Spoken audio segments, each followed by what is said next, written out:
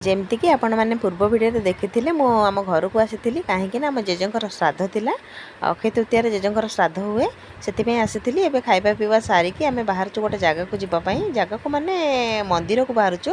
ତ କେଉଁ ମନ୍ଦିରକୁ ଯାଉଛୁ ଆପଣମାନେ ଦେଖିଲେ ନିହାତି ଜାଣିପାରିବେ। ତ ଆମେ ସକାଳୁ ଯିବା କଥା, କିନ୍ତୁ ଘରକୁ ଯେହେତୁ ଆସିଥିଲି ସେଥିପାଇଁ ମୁଁ ଯାଇପାରିଲିନି।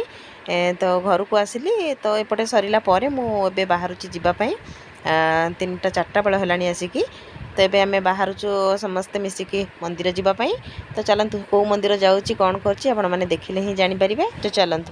ଏବେ ଆମେ ଆସି ପହଞ୍ଚିଗଲୁ। ପହଞ୍ଚିକି ଗାଡ଼ି ପାର୍କିଂ କରିକି ଏବେ ଆମେ ଚାଲି ଚାଲି ଯାଉଛୁ ମନ୍ଦିରକୁ। ବର୍ତ୍ତମାନ ଆମେ ମନ୍ଦିର ବେଢ଼ାରେ ପହଞ୍ଚି ପ୍ରଥମେ ଗଲୁ ଗୋଡ଼ ହାତ ଧୋଇବା ପାଇଁ। ସେଇଠୁ ଗୋଡ଼ ହାତ ମୁହଁ ଧୁଆଧୁଇ କରି ମନ୍ଦିର ଅଭିମୁଖେ ଯାତ୍ରା କଲୁ। ଆଉ ମନ୍ଦିର ସାମ୍ନାରେ ଥିବା ଦୋକାନରୁ ଦୀପଟିଏ ନେଇ ପ୍ରଭୁଙ୍କ ପାଖରେ ଲଗେଇଲୁ। ଆଉ ସ୍ୱାମୀ ପିଲା ପରିବାରଙ୍କର ମଙ୍ଗଳ କାମନା ମଧ୍ୟ କଲୁ। ଆଉ ଭୋଗଟେ କିଣି ନନାଙ୍କୁ ଦେଲୁ। ଆଉ ନନାଙ୍କ ପଛେ ପଛେ ମନ୍ଦିର ଭିତରକୁ ଦର୍ଶନ ପାଇଁ ଗଲୁ। ତାପରେ ମନ୍ଦିରରୁ ଦର୍ଶନ ସାରି ଫେରିଲୁ। ଆଉ ନନାଙ୍କ ପାଖରୁ ଭୋଗ ନେଇକି ସମସ୍ତେ ପାଇଲୁ।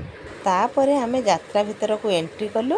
ଆଉ ପ୍ରଥମେ ତ ଏଇଠି କିଣିବା ପାଇଁ ଆସିଥିଲୁ, କିନ୍ତୁ କିଛି ନ କିଣିକି ପ୍ରଥମେ ଗଲୁ ଖାଇବା ପାଇଁ। କାହିଁକିନା ଯାତ୍ରାକୁ ଆସିଲେ ମୁଖ୍ୟ ଜିନିଷ ହେଉଛି ଖାଇବା। ପ୍ରଥମେ ଆସି ପହଞ୍ଚିଗଲୁ ଏଇଠି ଲଙ୍କା ଚପ ଆଉ କଟଲେଟ୍ ଖାଇବା ପାଇଁ, ଯେଉଁଟାକି ମୋତେ ବହୁତ ଭଲ ଲାଗିଥାଏ। ଆଉ ମୁଁ ସବୁବେଳେ ଏଇ ଜିନିଷଟାକୁ ହିଁ ଖୋଜୁଥାଏ।